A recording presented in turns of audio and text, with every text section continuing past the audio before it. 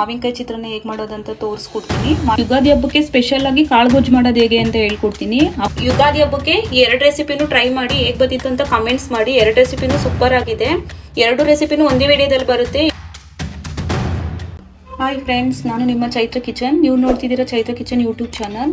ನಾನು ಇವಾಗ ಯುಗಾದಿ ಹಬ್ಬಕ್ಕೆ ಟ್ರೆಂಡಲ್ಲಿರೋ ಮಾವಿನಕಾಯಿ ಚಿತ್ರಾನ್ನ ಹೇಗೆ ಮಾಡೋದಂತ ತೋರಿಸ್ಕೊಡ್ತೀನಿ. ಮಾವಿನಕಾಯಿ ಚಿತ್ರಾನ್ನ ಮಾಡೋದಕ್ಕೆ ಮೊದಲಿಗೆ ಮಾವಿನಕಾಯಿ ಈ ಥರ ಗಿಣಿ ಮಾವಿನಕಾಯಿ ತೊಗೊಳ್ಳಿ. ತೀರಾ ಹುಳಿನೂ ಇರಲ್ಲ.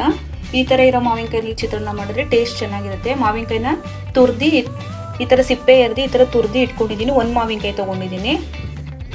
ಒಂದು 4-5 ಟೇಬಲ್ ಸ್ಪೂನ್ ತೆಂಗಿನಕಾಯಿ ತುರ್ದು ಇಟ್ಕೊಂಡಿದ್ದೀನಿ. ಒಗ್ಗರಣೆಗೆ ಕಡಲೆ ಬೀಜ, ಕಡಲೆಬೇಳೆ, ಉದ್ದಿನಬೇಳೆ, ಕೊತ್ತಂಬರಿ ಸೊಪ್ಪು, ಕರ್ಬೇವಿನ ಸೊಪ್ಪು, ಹಸಿಮೆಣಸಿನ್ಕಾಯಿ. ಈ ಚಿತ್ರಾನ್ನಕ್ಕೆ ಮೇನ್ ಇದು ಈರುಳ್ಳಿ ಹಾಕಾಗಿಲ್ಲ, ಹಾಗೆ ಮಾಡೋಣ. ಟೇಸ್ಟ್ ತುಂಬ ಚೆನ್ನಾಗಿರುತ್ತೆ. ಈ ಯುಗಾದಿ ಹಬ್ಬಕ್ಕೆ ಮಿಸ್ ಮಾಡದೆ ಮನೇಲಿ ಮಾಡಿ. ಮಾವಿನಕಾಯಿ ಚಿತ್ರಾನ್ನ ಮಾಡೋದು ಹೇಳ್ಕೊಡ್ತೀನಿ. ಮಾವಿನಕಾಯಿ ಚಿತ್ರಾನ್ನ ಮಾಡೋದಕ್ಕೆ ಬಾಣಲಿ ಇಟ್ಕೊಂಡಿದ್ದೀನಿ. ಒಂದು ಸ್ವಲ್ಪ ಅಗಲವಾಗಿರೋದು ಇಟ್ಕೊಳ್ಳಿ. ಎಣ್ಣೆ ಸೇರಿಸ್ಕೊಳ್ತಾ ಇದ್ದೀನಿ. ಎಣ್ಣೆ ಕಾದಿದೆ. ಸಾಸಿವೆ ಹಾಕೊಳ್ಳೋಣ. ಸಾಸಿವೆ ಸಿಡಿತಾ ಇದೆ. ಇವಾಗ ಕಡಲೆ ಬೀಜ ಸೇರಿಸ್ಕೊಳ್ತಾ ಇದ್ದೀನಿ. ಕಡಲೆ ಬೀಜ, ಕಡಲೆಬೇಳೆ ಮತ್ತೆ ಉದ್ದಿನಬೇಳೆ ಮೂರನ್ನು ಒಟ್ಟಿಗೆ ಫ್ರೈ ಮಾಡ್ಕೊಳ್ತಾ ಇದ್ದೀನಿ. ಯುಗಾದಿ ಹಬ್ಬದಲ್ಲಿ ಕಾಮನ್ ಆಗಿ ಎಲ್ಲರೂ ಮಾವಿನಕಾಯಿ ಚಿತ್ರಾನ್ನ ಇಲ್ಲ ಪುಳಿಯೋಗರೆ ಮಾಡ್ತೀರಾ. ಮಾವಿನಕಾಯಿ ಚಿತ್ರಾನ್ನ ಮಾಡಿ ತುಂಬ ಚೆನ್ನಾಗಿರುತ್ತೆ. ಈಸಿಯಾಗಿ ಹೇಳ್ಕೊಟ್ಟಿದ್ದೀನಿ. ಈ ವಿಡಿಯೋನ ಎಲ್ಲೂ ಸ್ಕಿಪ್ ಮಾಡಬೇಡಿ, ಕೊನೆ ತನಕ ನೋಡಿ ಮಾಡಿ. ಮಕ್ಕಳು ಲಂಚ್ ಬಾಕ್ಸ್ಗೂ ಚೆನ್ನಾಗಿರುತ್ತೆ. ಇವಾಗ ಮಾವಿನಕಾಯಿ ಸೀಸನ್ ಆಗಿರೋದ್ರಿಂದ ಈ ಸೀಸನ್ ಮುಗಿಯೋಷ್ಟಲ್ಲಿ ಒಂದಿನ ಮಾಡಿ. ಟೇಸ್ಟ್ ಮಾತ್ರ ತುಂಬ ಚೆನ್ನಾಗಿರುತ್ತೆ. ಈ ಒಂದೇ ವಿಡಿಯೋದಲ್ಲಿ ನಾನು ಮಾವಿನಕಾಯಿ ಚಿತ್ರಾನ್ನ ಮತ್ತು ಕಾಳು ಗೊಜ್ಜು ಎರಡೂ ರೆಸಿಪಿನ ತೋರಿಸ್ಕೊಟ್ಟಿದ್ದೀನಿ. 2 ರೆಸಿಪಿನೂ ತುಂಬ ಚೆನ್ನಾಗಿದೆ. ಇವಾಗ ಕಡಲೆಬೇಳೆ ಮತ್ತು ಕಡಲೆ ಬೀಜ, ಉದ್ದಿನಬೇಳೆ ಎಲ್ಲವೂ ಫ್ರೈ ಆಗಿದೆ. ಕಡಲೆ ಸೊಪ್ಪನ್ನು ಸೇರಿಸ್ಕೊಂಡಿದ್ದೀನಿ ಮತ್ತು ಹಸಿಮೆಣಸಿನ್ಕಾಯಿನೂ ಇವಾಗಲೇ ಸೇರಿಸ್ಕೊಳ್ತಾ ಇದ್ದೀನಿ. ಇದೆರಡು ಎಣ್ಣೆಗೆ ಚೆನ್ನಾಗಿ ಬಾಡಿಸ್ಕೊಂಡಿದ ನಂತರ ಮಾವಿನಕಾಯಿ ತುರಿನೂ ಇವಾಗಲೇ ಸೇರಿಸ್ಕೊಳ್ಳೋಣ. ಯಾಕೆಂದರೆ ಇದು ಎಣ್ಣೆಗೆ ಚೆನ್ನಾಗಿ ಫ್ರೈ ಆಗಬೇಕು. ಇದು ಎಣ್ಣೆಗೆ ಚೆನ್ನಾಗಿ ಫ್ರೈ ಆದಷ್ಟು ಚಿತ್ರಾನ್ನ ಟೇಸ್ಟ್ ತುಂಬ ಚೆನ್ನಾಗಿ ಬರುತ್ತೆ.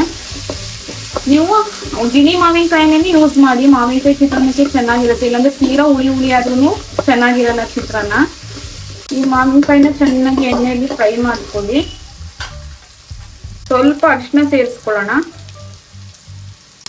ಬೇಗನೆ ಆಗ್ಬಿಡುತ್ತೆ ಮಾವಿನಕಾಯಿ ಚಿತ್ರಾನ್ನ. ರೈಸ್ ಒಂದ್ ಕಡೆ ರೆಡಿ ಇದೆ. ಒಂದು 5-10 ನಿಮಿಷದಲ್ಲಿ ಮಾವಿನಕಾಯಿ ಚಿತ್ರಾನ್ನ ಟೇಸ್ಟಿಯಾಗಿ ತುಂಬಾ ಚೆನ್ನಾಗಿ ರೆಡಿ ಆಗುತ್ತೆ. ಈ ಯುಗಾದಿ ಹಬ್ಬಕ್ಕೆ ಮಿಸ್ ಮಾಡದೆ ಈ ಮಾವಿನಕಾಯಿ ಚಿತ್ರಾನ್ನ ಮತ್ತೆ ಕಾಳು ಗೊಜ್ಜು ಮಾಡಿ ಹೇಗೆ ಬಂದಿತ್ತು ಅಂತ ಕಮೆಂಟ್ಸ್ ಮಾಡಿ. ಮಾವಿನಕಾಯಿ ಚೆನ್ನಾಗಿ ಎಣ್ಣೆಯಲ್ಲಿ ಫ್ರೈ ಆಗಿದ ನಂತರ ತೆಂಗಿನಕಾಯಿ ತುರಿನೂ ಸೇರಿಸ್ಕೊಳ್ತಾ ಇದ್ದೀನಿ.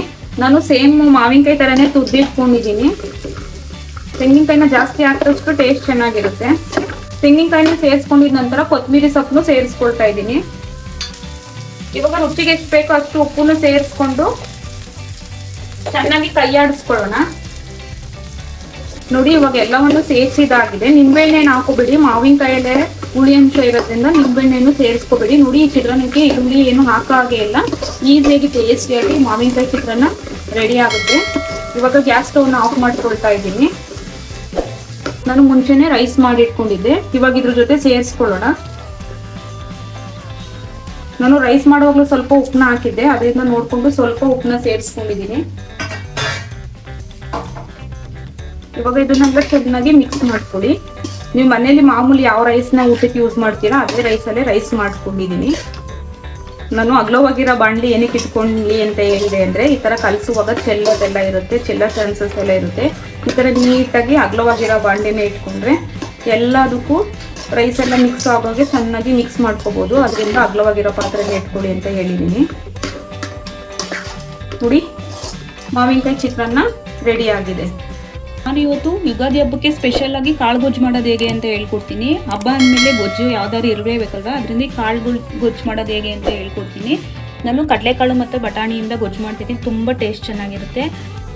ಅದನ್ನು ನೆನೆಸಿ ಇಟ್ಕೊಂಡಿದ್ದೀನಿ. ಒಂದು 4 ಅವರು ತೆಂಗಿನಕಾಯಿ ತುರಿ, ಅಚ್ಕಾರದ ಪುಡಿ ಮತ್ತು ಧನಿಯಾ ಪುಡಿ 2 ಮಿಕ್ಸ್ ಆಗಿರೋದು, ಒಂದು ಈರುಳ್ಳಿ ದಪ್ಪ ಸೈಜ್ದು, ಒಂದು ದಪ್ಪ ಸೈಜು ಟೊಮೊಟೊ, ಕೊತ್ತಂಬರಿ ಸೊಪ್ಪು, ಶುಂಠಿ, ಬೆಳ್ಳುಳ್ಳಿ, ಚಕ್ಕೆ ಪೌಡರು, ಕಡಲೆ, ಒಂದು ಆಲೂಗೆಡ್ಡೆನ ಸಿಪ್ಪೆ ಎರ್ದು ಈ ಥರ ಕಟ್ ಮಾಡಿ ಇಟ್ಕೊಂಡಿದ್ದೀನಿ. ಬದನೆಕಾಯಿನೂ ಹಾಕ್ತಾಯಿದ್ದೀನಿ. ಆದಷ್ಟು ಈ ಥರ ಉಂಡೆ ಬದನೆಕಾಯಿ ತೊಗೊಳ್ಳಿ, ಟೇಸ್ಟ್ ಚೆನ್ನಾಗಿ ಬರುತ್ತೆ ಗೊಜ್ಜುದು. ಈಗ ಹೇಗೆ ಮಾಡೋದು ಅಂತ ನೋಡ್ಕೊಬರೋಣ ಬನ್ನಿ. ಈಗ ಕಾಳು ಗೊಜ್ಜು ಮಾಡೋದಕ್ಕೆ ಮಸಾಲೆ ರುಬ್ಕೋಬೇಕು. ಅದಕ್ಕೆ ಒಂದು ಮೀಡಿಯಂ ಸೈಜ್ ಈರುಳ್ಳಿ ಹಾಕೊಳ್ತಾ ಇದ್ದೀನಿ. ಶುಂಠಿ ಮತ್ತು ಬೆಳ್ಳುಳ್ಳಿ, ಚಕ್ಕೆ ಲವಂಗ ಪೌಡರು ಮನೆಯಲ್ಲೇ ಮಾಡಿಟ್ಕೊಂಡ್ರೆ ರುಬ್ಬಕ್ಕೆ ಬೇಗ ಈಸಿ ಆಗುತ್ತೆ ಅಂತ ಮನೆಯಲ್ಲೇ ಮಾಡಿಟ್ಕೊತೀನಿ. ಕಡಲೆ ಹಾಕೋದ್ರಿಂದ ಗೊಜ್ಜು ಸ್ವಲ್ಪ ಗಟ್ಟಿ ಬರುತ್ತೆ, ಅದರಿಂದ ಕಡಲೆ ಹಾಕೋದನ್ನ ಮಿಸ್ ಮಾಡಬೇಡಿ. ತೆಂಗಿನಕಾಯಿ ತುರಿ ಒಂದು 4 ಸ್ಪೂನ್ ಹಾಕೊಳ್ಳಿ. ಧನಿಯಾ ಪುಡಿ ಮತ್ತೆ ಅಚ್ಕಾರದ ಪುಡಿ 2 ಮಿಕ್ಸ್ ಮಾಡಿ ಇಟ್ಕೊಂಡಿರ್ತೀನಿ, ಅದನ್ನ 2 ಟೇಬಲ್ ಸ್ಪೂನ್ ಸೇರಿಸ್ಕೊಳ್ತಾ ಇದ್ದೀನಿ. 1 ಮೀಡಿಯಂ ಸೈಜ್ ಟೊಮೊಟೊ, ಕೊತ್ತಂಬರಿ ಸೊಪ್ಪು ಇದಿಷ್ಟು ನುಣ್ಣಗೆ ರುಬ್ಕೊಂಡ್ಬರ್ತೀನಿ. ನಾನು ಇವತ್ತು ಕಾಳುಗೊಜ್ಜನ್ನ ಕುಕ್ಕರಲ್ಲೇ ಮಾಡೋದನ್ನ ಹೇಳ್ಕೊಡ್ತೀನಿ. ಕುಕ್ಕರಲ್ಲಿ ಮಾಡೋದ್ರಿಂದ ಬೇಗ ಆಗುತ್ತೆ, ಅದರಿಂದ ಸ್ವಲ್ಪ ಹಬ್ಬದಲ್ಲಿ ಬ್ಯುಸಿ ಇರ್ತೀವಿ, ಕುಕ್ಕರಲ್ಲೇ ಇಟ್ಕೊಂಡ್ಬಿಟ್ರೆ ಬೇಗ ಆಗ್ಬಿಡುತ್ತೆ. ಕುಕ್ಕರ್ಗೆ ಎಣ್ಣೆ ಹಾಕೊಂಡಿದ್ದೀನಿ, ಎಣ್ಣೆ ಕಾದಿದೆ. ಒಂದು ಸಣ್ಣ ಈರುಳ್ಳಿನ ಈ ಥರ ಸಣ್ಣ ಕಟ್ ಮಾಡಿ ಇಟ್ಕೊಳ್ಳಿ ಒಗ್ಗರಣೆಗೆ. ಈರುಳ್ಳಿ ಹಾಕಿದ ನಂತರ ಬಟಾಣಿ ಮತ್ತೆ ಕಡಲೆಕಾಳನ್ನ ನೆನೆಸಿಟ್ಕೊಂಡಿರೋದನ್ನ ಇದ್ರೊಳಗಡೆ ಹಾಕೊಂಡಿದ್ದೀನಿ. ನೀವು ಎಕ್ಸ್ಟ್ರಾ ಬೇಕಾದ್ರೆ ನಿಮ್ಗೆ ಇನ್ಯಾವುದಾದ್ರೂ ಎಕ್ಸ್ಟ್ರಾ ಹಸಿ ಕಾಳುಗಳು ಸಿಕ್ಕಿದ್ರೆ ಅದನ್ನು ಹಾಕೊಳ್ಳಿ, ಟೇಸ್ಟ್ ಮಾತ್ರ ತುಂಬಾ ಚೆನ್ನಾಗಿರುತ್ತೆ. ಹಬ್ಬ ಅಂದಮೇಲೆ ಎಲ್ಲ ಥರದ ಅಡುಗೆನೂ ಮಾಡಿರ್ತೀವಿ, ಅದರಲ್ಲಿ ಕಾಳುಗೊಜ್ಜು ಮಾಡಿಲ್ಲ ಅಂದರೆ ಹೇಗೆ ಅಲ್ವಾ? ಅದರಿಂದ ಈ ಕಾಳುಗೊಜ್ಜು ರೆಸಿಪಿನ ಈಸಿಯಾಗಿ ಹೇಗೆ ಮಾಡೋದು ಅಂತ ಹೇಳ್ಕೊಡ್ತೀನಿ. ಟೇಸ್ಟ್ ಮಾತ್ರ ತುಂಬ ಚೆನ್ನಾಗಿರುತ್ತೆ. ಇವಾಗಲೇ ಆಲೂಗಡ್ಡೆ ಬದನೆಕಾಯಿ 2 ಸೇರಿಸ್ಕೊಳ್ತೀನಿ, ಅದು ಎಣ್ಣೆಗೆ ಚೆನ್ನಾಗಿ ಫ್ರೈ ಆಗಲಿ. ಬದನೆಕಾಯಿನ ಈಗ ದಪ್ಪಕ್ಕೇನೆ ಕಟ್ ಮಾಡ್ಕೊಂಡಿದ್ದೀನಿ, ಯಾಕೆಂದ್ರೆ ಬೇಗ ಬೆಂದೋಗ್ಬಿಡುತ್ತೆ. ಅದರಿಂದ ನಾನು ಯುಗಾದಿ ಹಬ್ಬಕ್ಕೆ ಅಂತ ನನ್ನ ವಿಡಿಯೋದಲ್ಲಿ ಪುಳಿಯೋಗರೆ ಗೊಜ್ಜು ಮಾಡೋದು ಹೇಗೆ ಅಂತ ಹೇಳ್ಕೊಟ್ಟಿದ್ದೀನಿ. ನೆಕ್ಸ್ಟ್ ಕಾಳುಗೊಜ್ಜು ಮತ್ತೆ ನುಗ್ಗೆಕಾಯಿ ಸಾಂಬಾರು ಮಾಡೋದು ನನ್ನ ವಿಡಿಯೋದಲ್ಲಿ ಇದೆ. ಈಗ ಮಾವಿನಕಾಯಿ ಚಿತ್ರಾನ್ನ ಹೇಗೆ ಮಾಡೋದು ಅಂತ ಒಂದೇ ವಿಡಿಯೋದಲ್ಲಿ ತೋರಿಸ್ಕೊಡ್ತೀನಿ. ನನ್ನ ವಿಡಿಯೋನ ಕೊನೆ ತನಕ ನೋಡಿ, ಎಲ್ಲೂ ಸ್ಕಿಪ್ ಮಾಡಬೇಡಿ. ಹಬ್ಬಕ್ಕೋಸ್ಕರ ನಾನು ಸ್ಪೆಷಲ್ ಅಡುಗೆಗಳನ್ನ ಮಾಡಿ ನಿಮ್ಮ ಮುಂದೆ ತೋರಿಸ್ಕೊಡ್ತಾ ಇದ್ದೀನಿ. ಇದೆಲ್ಲ ಚೆನ್ನಾಗಿ ಎಣ್ಣೆಯಲ್ಲಿ ಬಾಡ್ಕೊಳ್ಳಿ. ನೋಡಿ, ಮಸಾಲೆನ ಈ ಥರ ರುಬ್ಕೊಂಡ್ಬಂದಿದ್ದೀನಿ, ನುಣ್ಣಗೆ ರುಬ್ಬಿರೋದ್ರಿಂದ ಗೊಜ್ಜು ಟೇಸ್ಟ್ ತುಂಬ ಚೆನ್ನಾಗಿ ಬರುತ್ತೆ. ಈ ಮಸಾಲೆ ರುಬ್ಬಿದೀವಲ್ಲ ಅದೆಲ್ಲ ಹಾಕಿ ಮಾಡಿದ್ರೆ ಈ ಗೊಜ್ಜು ತುಂಬ ಚೆನ್ನಾಗಿರುತ್ತೆ. ಹಬ್ಬದಲ್ಲಿ ಮಾಡಿ ಮಿಕ್ಕಿದ ಗೊಜ್ಜಿಗೆ ಬೆಳಗ್ಗೆ ರೊಟ್ಟಿ ಮಾಡಿಕೊಟ್ರೆ ಈ ಗೊಜ್ಜಿಗೆ ರೊಟ್ಟಿ ತುಂಬ ಚೆನ್ನಾಗಿರುತ್ತೆ. ನೋಡಿ, ಇದು ಚೆನ್ನಾಗಿ ಎಣ್ಣೆಯಲ್ಲೆಲ್ಲ ಫ್ರೈ ಆಗಿದೆ. ಇವಾಗ ರುಬ್ಕೊಂಡ್ಬಂದಿದ್ನಲ್ಲ ಆ ಮಸಾಲೆನ ಹಾಕೊಳ್ಳೋಣ.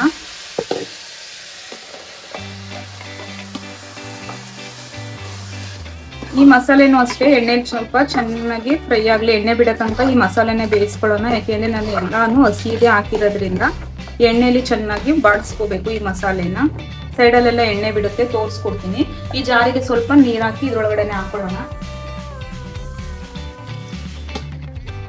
ಆಮೇಲೆ ಇನ್ನೊಂದು ಸ್ವಲ್ಪ ನೀರು ಹಾಕೊಳ್ಳೋಣ. ಇವಾಗ ಮಸಾಲೆ ಬೇಯೋ ತನಕ ಸ್ವಲ್ಪ ಮಾತ್ರ ನೀರನ್ನ ಹಾಕೊಂಡಿದ್ದೀನಿ. ನೋಡಿ, ಚೆನ್ನಾಗಿ ಕುದೀತಾ ಇದೆ.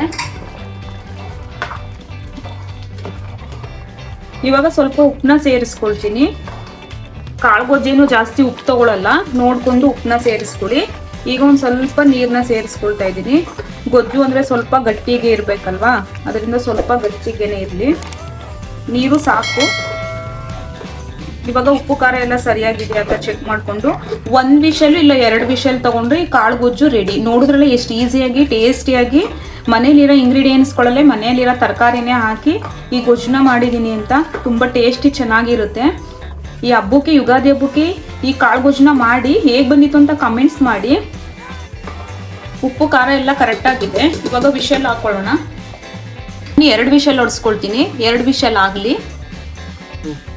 ನೋಡ್ಕೊಬಂದ್ರಲ್ಲ ಎಷ್ಟು ಈಸಿಯಾಗಿ ಮಾವಿನಕಾಯಿ ಚಿತ್ರಾನ್ನ ಮಾಡೋದು ಅಂತ. ಟೇಸ್ಟಿಯಾಗಿ ಸೂಪರಾಗಿ ಚೆನ್ನಾಗಿರುತ್ತೆ. ಮತ್ತು ಕಾಳುಗೊಜ್ಜು ರೆಸಿಪಿನೂ ನೋಡ್ಕೊಬಂದ್ರಲ್ಲ ಈಸಿಯಾಗಿ ಮಾಡೋದು ಹೇಗೆ ಅಂತ. ಮನೇಲಿರೋ ಕಾಳುಗಳು ತರಕಾರಿಗಳನ್ನ ಯೂಸ್ ಮಾಡಿಕೊಂಡು ಈ ಯುಗಾದಿ ಹಬ್ಬಕ್ಕೆ 2 ರೆಸಿಪಿನೂ ಟ್ರೈ ಮಾಡಿ ಹೇಗೆ ಬಂದಿತ್ತು ಅಂತ ಕಮೆಂಟ್ಸ್ ಮಾಡಿ. 2 ರೆಸಿಪಿನೂ ಸೂಪರ್ ಆಗಿದೆ.